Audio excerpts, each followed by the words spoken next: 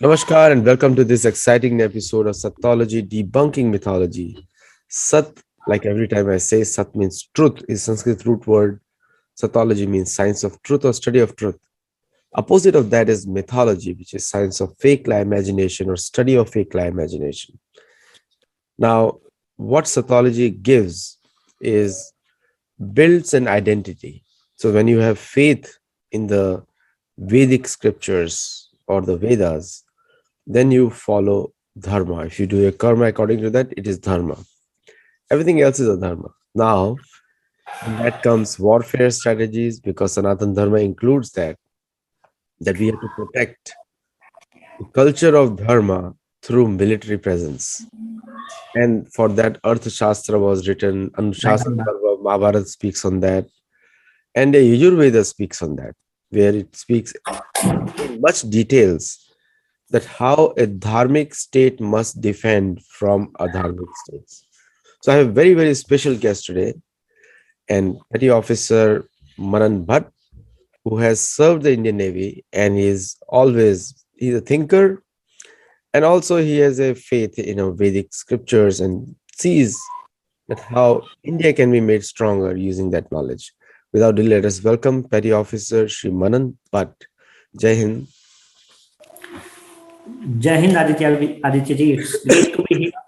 It's always a moment of pride for me to join the Sattology because Sat, truth, should always prevail, and that is what Sattology is all about. It's great to be here. There are two versions of the truth sometimes, and because it is Kali Yuga, age of quarrel and hypocrisy, where everything has two versions. And it's not today also. We have seen Mahabharat war also, gray shades.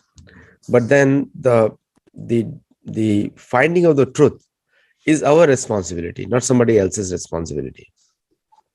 So when we talk about truth in the case of Indian security, so what is your assessment of India, China, India, US, and India, Pakistan border issues? Please go ahead.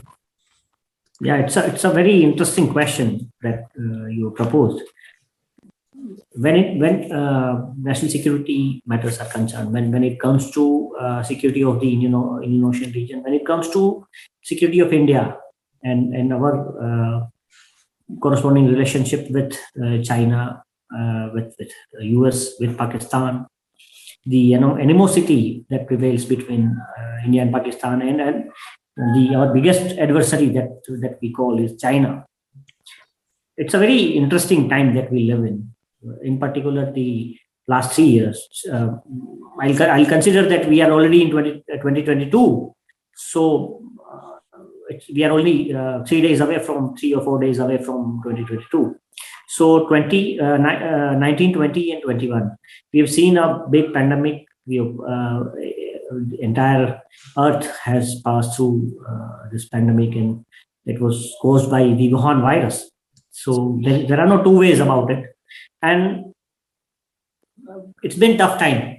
But for India, particularly as far as national security is concerned, we had a big scare from China when they tried to overpower us in Eastern Ladakh. They tried to stop our patrols in Eastern Ladakh.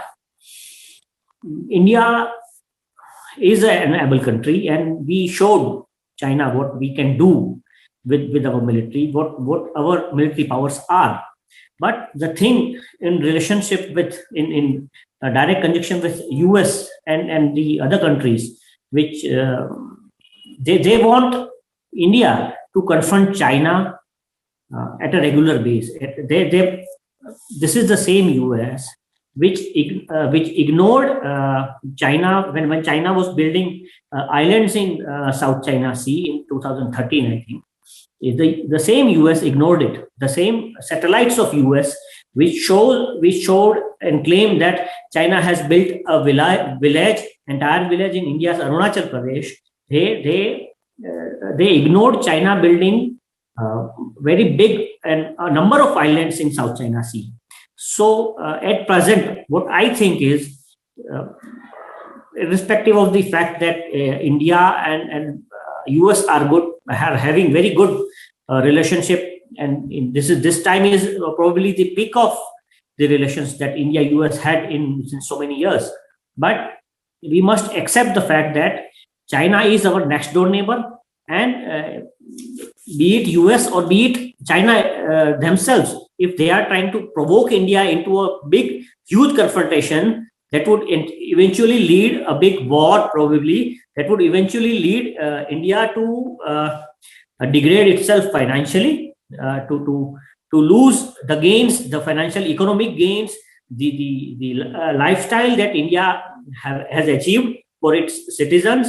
That is not going to happen. India is not going to get provoked. Every country should understand that India has the power to defend. India has its own military policies, and we know. There is a dialogue from a very popular Hindi movie कि हम तुम्हें मारेंगे और जरूर मारेंगे, किंतु वो वक्त भी हमारा होगा, वो बंदूक भी हमारी होगी और वो गोली भी हमारी होगी. So take no two ways about it. Whenever faced with any confrontation with any country, be it the China, be it Pakistan, or be it let me say it, be it US itself, India will not be hiding away. India will not be running away from any single confrontation from any country. Being the military might that we have, we are well capable. But if a country as big as be it US, if they are prodding us to have a go at the Chinese, just because they are no longer in the foray, just because they do not want to confront a major economy like China directly, if they want to piggyback their confrontation on India, that is not going to happen. India has a very clear conscience in this. We are ready to take on China. We are taking on China in the Eastern Ladakh. We have 50,000 troops looking in the eyeballs to eyeballs on both the sides, and that's a very heavily militarized zone right now. And I don't see it to be the momentum that has taken place, the confrontation that has taken place, to go away very soon, because China is not ready to wither away from its aggression. But India has very clear concept in this. Our strategic thoughts are very clear, and we know where to confront China and where to not, and we are doing that. No country, no power on earth can force or prod India to get to do something that would eventually mean a harakiri for the entire country. India and China, both the countries are nuclear nations. Pakistan is also a nuclear power. So India has its own interests, just as US has its own interest. We will do it at our own time of choosing and our own place of choosing. That's a great point, and I think there is a book behind you which I can see, written by Officer Manan Bhatt, Balakot Airstrike: How India Avenged Pulwama. That book can give good insight into many things which he's saying, because the resolve is ultimately the soldier who fights, not the tools or the weapons. So that resolve is very clear. And also the history has shown that India particularly has never lost in a straight fight. Never lost.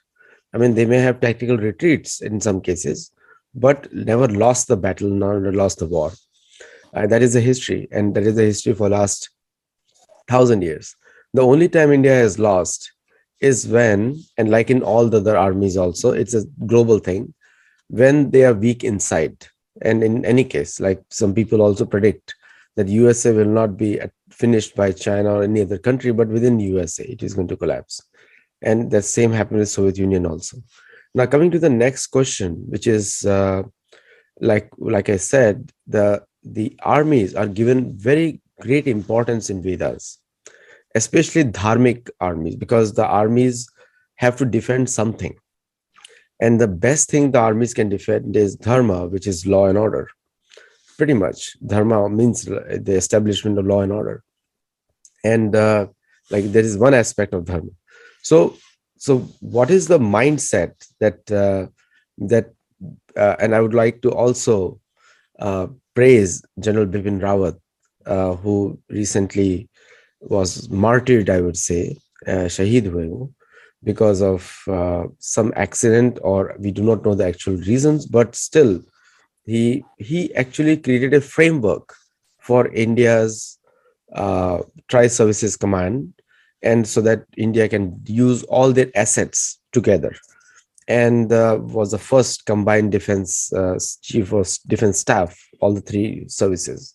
There are other five services: rocket force as well as the nuclear force. So the when we talk about, and also C4I, the intelligence, the communication framework. So so what is your viewpoint in terms of India when they are with the adversary like China, which is hell bent on taking India's land? We all know that. What is India's response? Because they left Kailash Heights at the peak of the war, which would have been a big bargaining chip. And so, but Tibet has always been India's region since Mahabharat time. So if China can revise the borders at whim, why not we go back to 7,000 years and say, oh, the entire China used to pay taxes to us. So is there a thought process like that coming in the forces, or should it come in the forces? Tibet's China has usurped Tibet. Not only Tibet, Inner Mongolia, Manchuria, this even Xinjiang. They were never part of the mainland China that they normally call. These have been usurped by the China, and it has been their motive ever since India became independent to get Ladakh, to get Arunachal Pradesh. But India faltered a bit with its policy, with empowering the military in the late 50s and 60s. China was able to grab a big bunch of our land. Pakistan also gave away Aksai Chin to China. These were the mistakes that the initial leadership of independent India did. But India doesn't look to at no other point of time after 1962, India looked to lose to China, or look to get anywhere near the lows that we had during 1962 war. Even in 1987 also, Indian Army was able to push back China from where they try to ingress into Indian lands. So India has been a military might, a military power ever since long. But since last 2 to 3 years, when we are looking at a new China, a new resurgent China, which is looking aggressive, because this is due to only one reason, that India is politically very strong nowadays, and eventually it has led to us becoming economically strong, also militarily strong. Though China doesn't want a strong India in its neighborhood. That is why they are trying to do some funny things. But as you said, that vacating the Kailash range was a decision taken by the strategist, and I don't militarily we don't feel that it was a very correct decision, because you don't usually vacate what you have got. But for the sake of peace, it was done, and we know that at any given day, on any given day, we are ready to do the same with our SSF forces, which are basically from Tibet. As we all know that, as Tibet is the Achilles heel of China, and I sincerely wish that one day India, from the higher political leadership, will start making China realize that they won't be having a clear inroad into India. India also has weaknesses. We do have Chinese weaknesses to explore. There are certain issues with with Tibet. There are certain China has been very progressively, getting into the Buddhism. They have the Panchen Lama, who was held as the successor to Dalai Lama. He was kidnapped, and eventually he doesn't. He has disappeared from the public life. As we all know, that Dalai Lama has aged quite a lot. So his successor, the Tibetan Buddhism is on a decline nowadays. So it is going to become difficult for India to rake up the Tibet issue now and then, because we had chances. We had in the 1950s. We did help them. But by 62, China eventually had upper hand. So when there was a time for India to intervene in Tibet, or to even make them part of India, or maybe a separate country, we couldn't do it in the proper time. So now there is an issue. Everybody knows that China is an economic superpower now. They have already developed Tibet, the far side of Tibet, so much. There is one bullet train that goes right up to Lhasa. So we faltered in a big way when the earlier governments did not realize the importance of Tibet, did not realize the importance of Ladakh, did not realize the importance of developing the infrastructure, roads in Northeast. I still remember that the first minister of previous government, Mr. Antony, on record said in the parliament that better safety for the bordering areas is not to develop them at all. The present government has been very aggressive with its infrastructure projects. After seeing the Chinese aggression, we are developing our border areas like anything. I remember some of my seniors saying that in earlier times, when the opposite Chinese soldiers on their post used to come to their post on a vehicle, and our soldiers had to walk 2 to 3 days, 4 days to reach our posts, which were along the LSE. So it's not the case now. We are developing our bordering villages, our borders all along the LSE in a big way. The infrastructure projects have picked up like anything, and that is what that is why China is not happy with Indian progress. These are the issues that China doesn't like.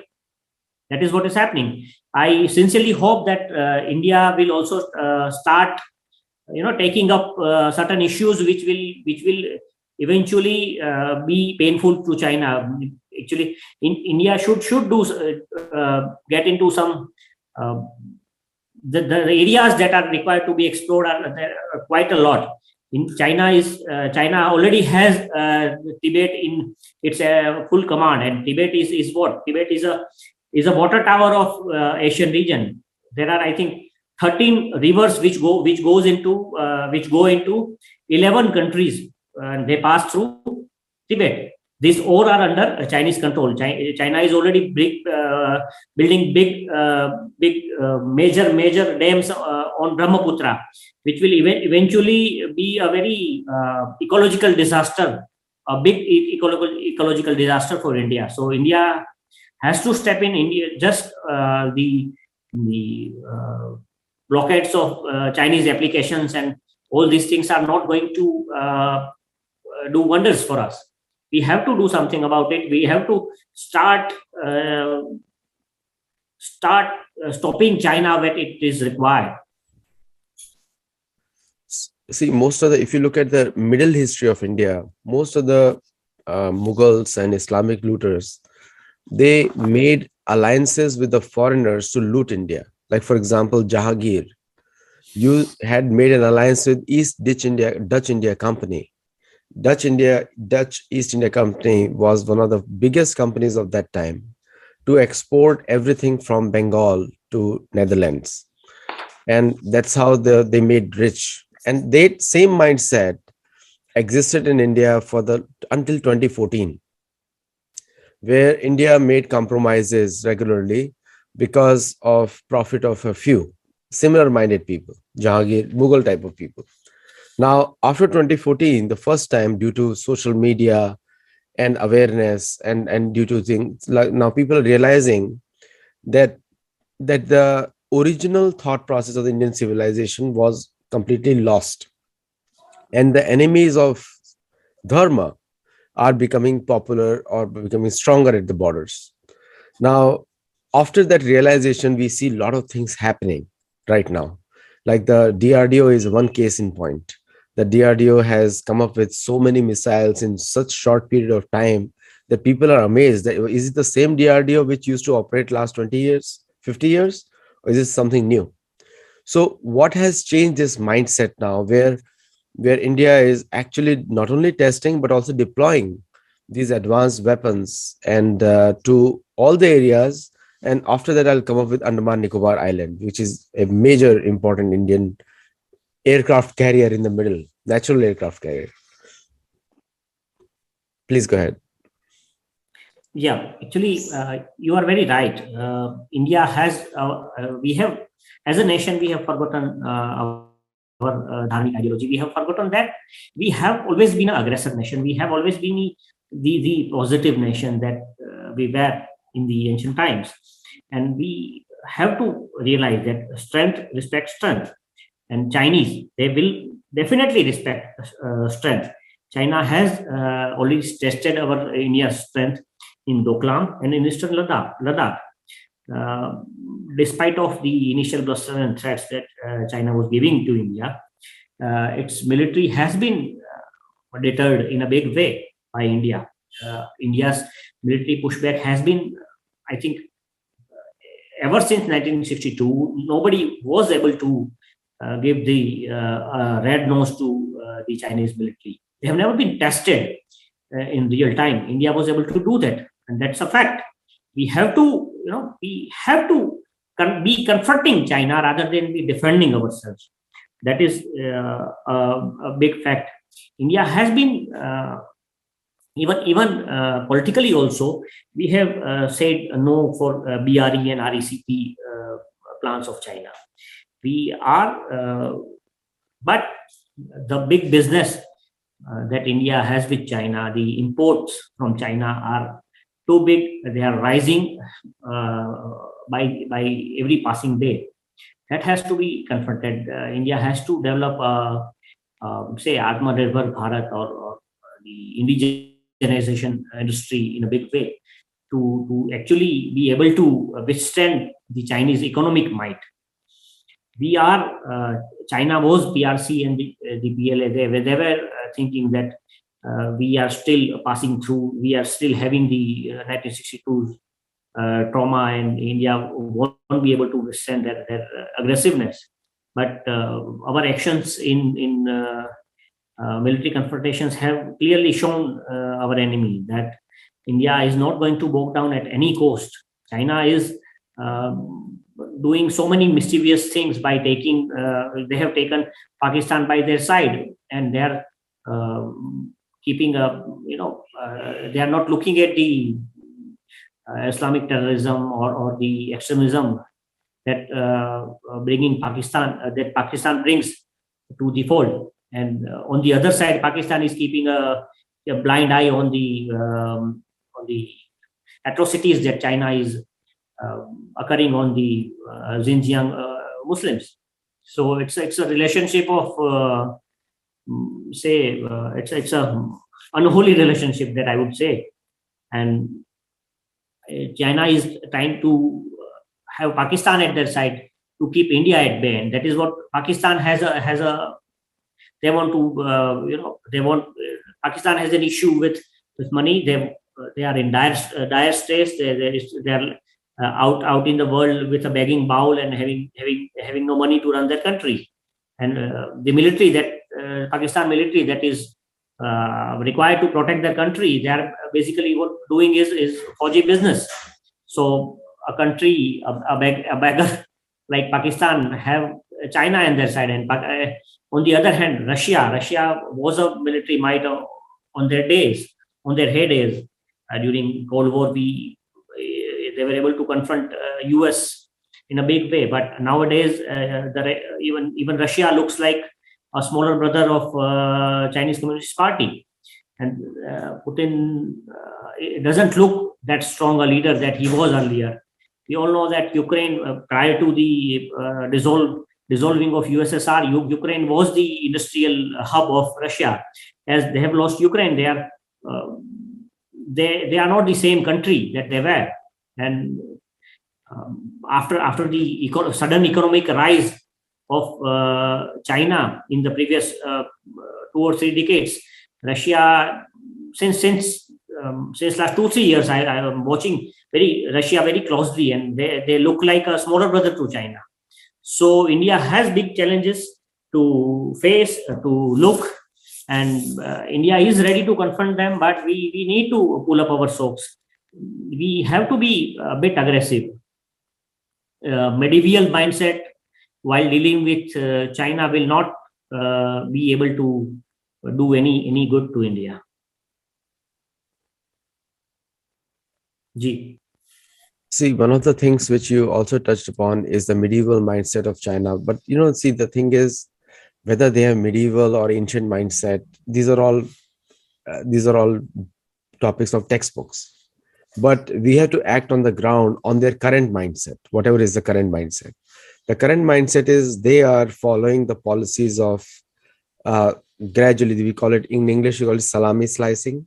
They're consistently doing it on all the borders, consistently.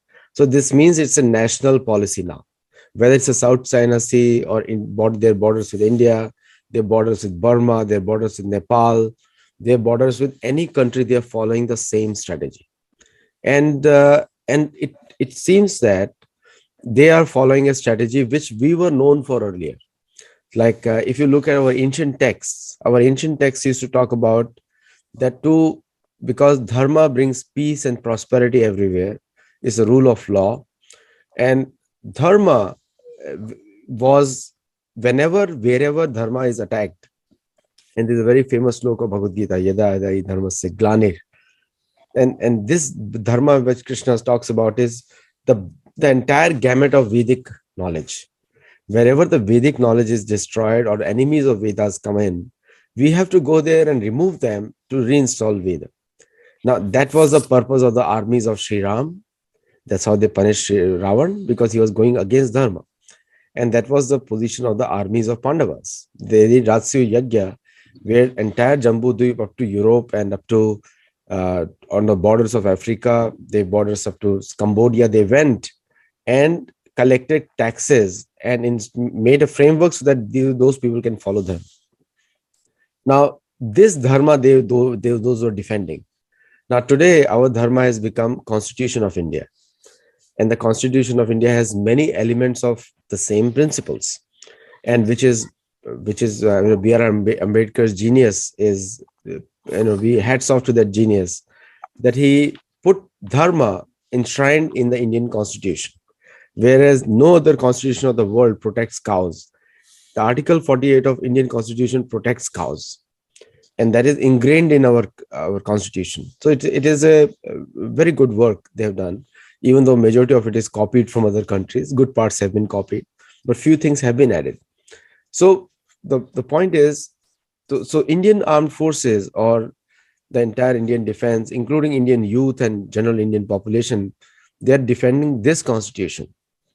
And my hypothetical question is, when will we try to expand this constitution to the neighborhoods? Like considering if you look at the Mahabharat war, the northern boundary of Bharat's security started from Kyrgyzstan, because above Kyrgyzstan is called Uttar Kuru. Uttar Kuru is not north of Haryana. Uttar Kuru is beyond Kyrgyzstan, near Altai Mountain and Meru Parvat and Mandar Mountain, which is Pamir not today and Altai Mountain. That's exactly the range above the Chinese desert, Xinjiang. And on the west side, the Uttar Kuru, the India's defense started from Pragjyotishpur, which is sometimes referred to as Baghdad today. And on the east side, the India's defense started from Sham, which is ancient name of Thailand, or the ancient name where actually the border started, and till the Malaya Islands, which are Suvarnadweep, Yavadweep, which are part of Indonesia today.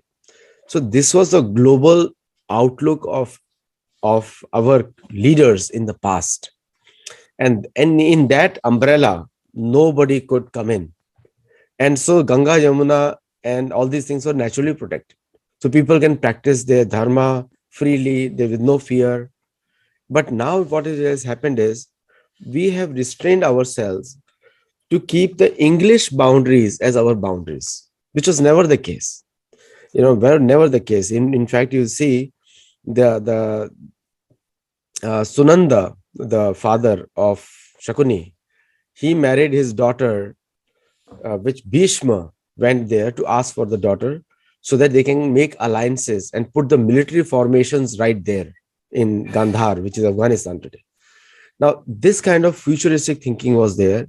And there was one leader of India which always was searching for India. Bharate Khoj, he wrote a book also. I won't take his name. But these people were completely lost to the entire idea of Mahabharata and the security of our places of pilgrimage like Anandavan, which is called Kashi today, or Rameshwaram, or Jagannath Puri. So if you do not go beyond these levels, then you cannot protect. Now, I'll give an example of USA. USA is 12,000 kilometers away from Afghanistan, around say 11,000 or 10,000. India is the remaining last 1,000. But they are fighting a war in the Middle East to protect USA. They're fighting a war in South America to protect USA. They're fighting a war in Africa to protect USA. They're fighting a war in China, South China Sea, to protect USA. So, when we look at the security of a great civilization, we have to also think great in a bigger way. So this mindset of just protecting the lines which are artificially drawn, how long will this continue? Post-independence, India had issues with economy. We had literally no economy, and what we had was gifted by the outgoing British. They looted us for years. They were invaders who looted India for years. So until unless you have an economic might, there won't be any international impact of the country. India is slowly and gradually becoming an economic might. As you said, that the ancient times were different, and at present also, as India through its ancient texts claim to be, or we were a military might or a big superpower, or the say Vishwaguru, but these are the same claims which are being made by China also. They talk about Greater China, One China, and everything. They say that Arunachal Pradesh was ours, Ladakh was ours. They say that Taiwan is ours. So it's a to make such claims, or to make these claims may be real, but to make such claims in China waited for say 30 years to become. They work very hard for those 30 years to become a economic might, to become the China that they are today, and that is why they are able to confront each and every nation that they find to be coming in their way. India has to, as you said, that we have to develop partnership. We have to be more friendly with our friendly nations, but there are issues with, as let me say, the example of Quad. India and USA are partners in Quad, but militarily still, despite of some exercises here and there, US is not actually interested in making Quad the next NATO or the Asian NATO. I firmly believe that as US has already appointed a special coordinator for Tibetan issues to protect the rights and culture of the people of Tibet, India should partner, or should have. This is our common interest, that we are protecting Tibetans in Dharmashala. We have given Dalai Lama asylum. So I think that If we join hands with USA and have a good policy for the Tibet, China will definitely feel the pressure. They will definitely come under pressure. We must start talking about the rights of Tibetans, to choose the successor of Dalai Lama. We must talk about the human rights of Tibetans. We must talk about Tibet autonomous regions autonomy, and Chinese occupancy must go from Tibet. We must talk about that. We should have good coordination with the US on Tibet and other issues in respect to the PRC. But US should also not start look towards using India as a clickbait or as a forefront to fight a war with China. That US also should be wary about it. And very specially, I wanted to say that India should look to give more more mileage, more footage to His Holiness Dalai Lama. He is the spiritual leader that he is. He is the main. He can be a mainstay when it comes to India's Tibetan policy. And there is a big Tibetan diaspora based in so many countries, in India, in US, in Nepal. They need our support. They need our moral support as well as military support also. If we look to do that, definitely China can be tamed.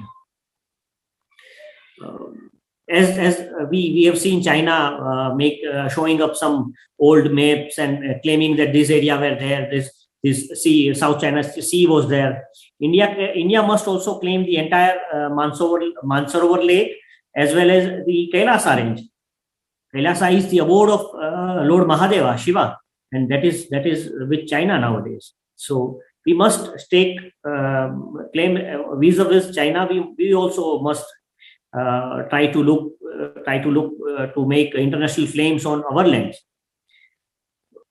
Mansarovar is India's holy site. China has nothing to do with it. Why they are holding on to it? We must, we should use the military power that we have. We should use the strategic power or the leverage that we have to at least. But I must say that it won't be easy to confront China in such a way, and that is why India is not trying to help China the way so many countries want. We also have the leverage of being the Buddhist, almost being the route where Buddhism. This is the country from where Buddhism started. So we have in Bodh Gaya, we have so many Buddhist visitors. We can have them in our side. This is a big signaling to China also. There will be slowly and gradually we can have Buddhist countries rise up against China. We can have a Tibet-specific special conventional and non-conventional military. We can develop capability that will be Tibet-specific. We should not hide away from the SFF that force the Tibetan force that we have built. We are not trying to take their names, and such things should not be done. China has to be the stance that India is required to show to China will be respected, be it by China or by the US or any other country. It must be done. Ji. So one of the important aspects of national security is not just diplomacy, but also intelligence, proactive intelligence. Now, in the past also, intelligence was being used to find out the information of the enemies. Happened in Ramayana, happened in Mahabharata, happened in everywhere. It's a part of the... So, instead of trying to be superpower, because superpower is a relative term, because today you are superpower, tomorrow you are not. But the word dharmic or dharma represents completely, not just your puja padhati, but right dharma for the power also, for the kings also. It represents all of that. So instead of trying to fight for the superpower title, we should fight for the title of dharmic. Because if you are a superpower, then somebody else is going to be a superpower also. So earlier Soviet Union was superpower, now USA is superpower, and now China is claiming for the same title. And we are also talking about the same title. So do we want to be called a superpower and be displaced somewhere else? Or we want to call be dharmic and never replaced? What is your view on that? This is a very interesting point of view. Dharma should be the center of all Indian thinking. The more dharmic we are, the more Indian, basically our dharmic thoughts or our India's spirituality is about looking inwards. The moment we started looking outwards to take an example of Macaulay's education. This education policy teaches a child to look outwards, teaches a youth to look outwards. India is not West. A Western education policy, a Western education theme cannot work with India or Indians.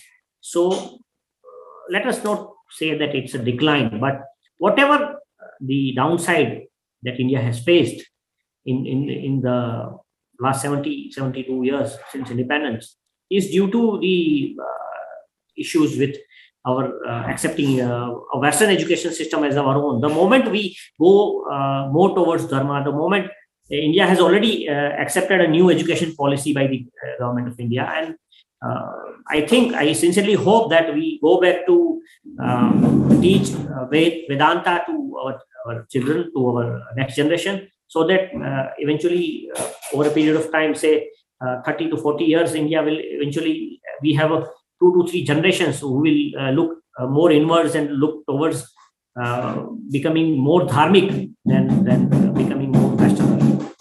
Well, dharmic, what I meant was not Vedanta, not becoming a sannyasi. But dharmic, I meant was Mahabharata, like the diplomacy, armies, and Ramayana. What is Dharma? Dharma actually means is a position of strength.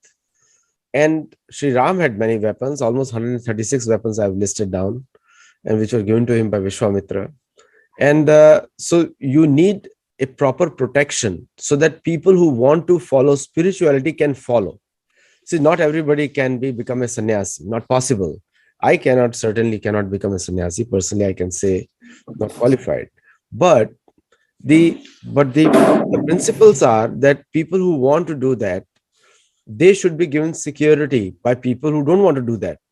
So by Kshatriyas, proper dharmic Kshatriyas, who never yudhecha palayanam, never lose a battlefield, never leave a battlefield, their role is to protect the people who want to practice spirituality. So now they also progress, and other people also progress. So dharma is like a balance, like the business class, teacher class, and the warriors, and the people who are doing regular jobs, middle class. So all these 4 categories takes care of it, and that's what I meant by dharma actually. Because I was coming to the same point. You are absolutely right. I was coming to the same point. Sorry to interrupt, but through this spirituality is based. These are the roots of Indian culture. Until unless we have each and even Lord Rama, he went to the Gurukulam. Even Krishna, he went to the Gurukulam. So until unless you are there in a Gurukulam, you are learning the spirituality.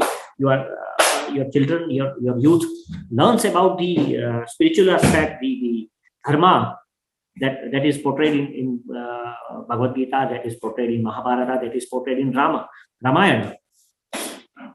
Every Indian Sattology Granth that are available there, be it the Vedanta, everything. It takes one through a journey. Nowadays, what has happened is the youth, even my generation, we are so much away from the Dharma. So to realize, to understand our culture, we must, every child must go through the same process. yeah, you're right, absolutely right, because we have to inculcate a different sense of belongingness, which is there.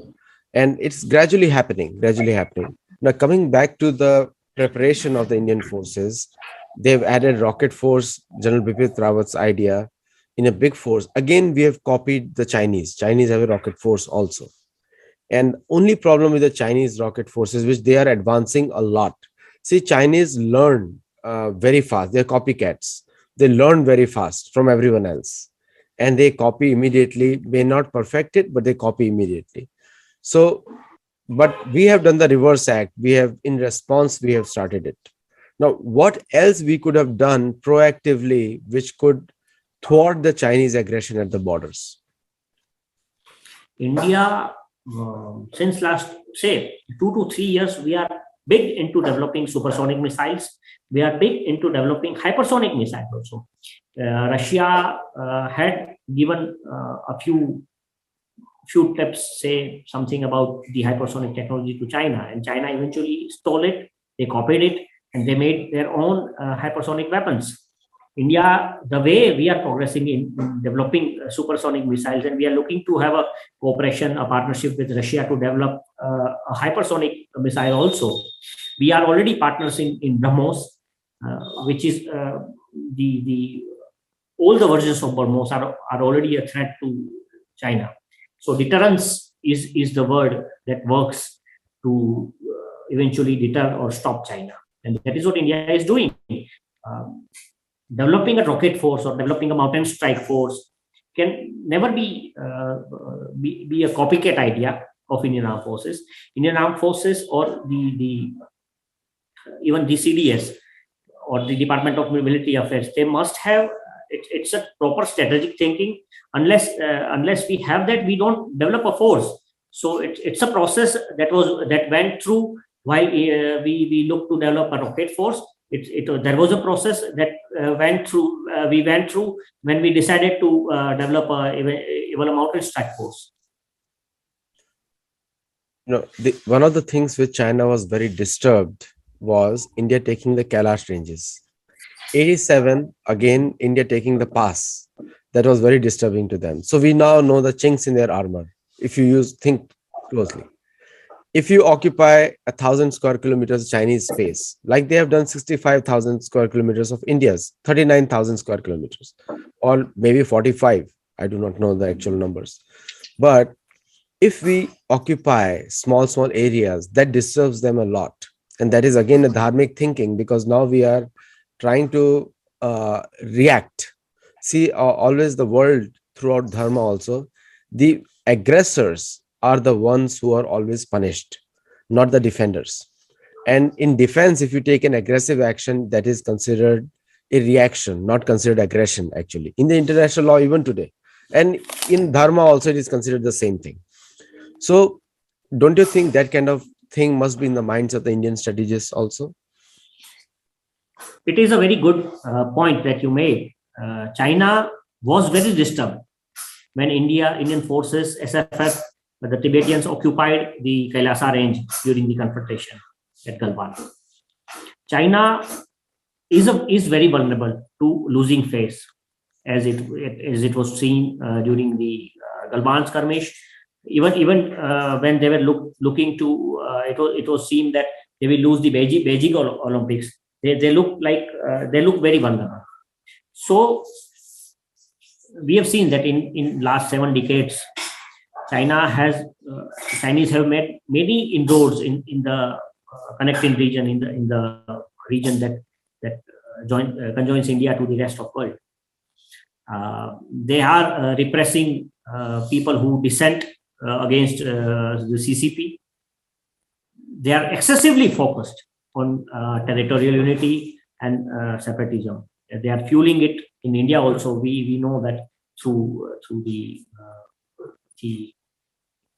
there is a lot of attempt to fuel separatism in Nagaland areas by the Chinese. They are sponsoring it big time. When the squad leader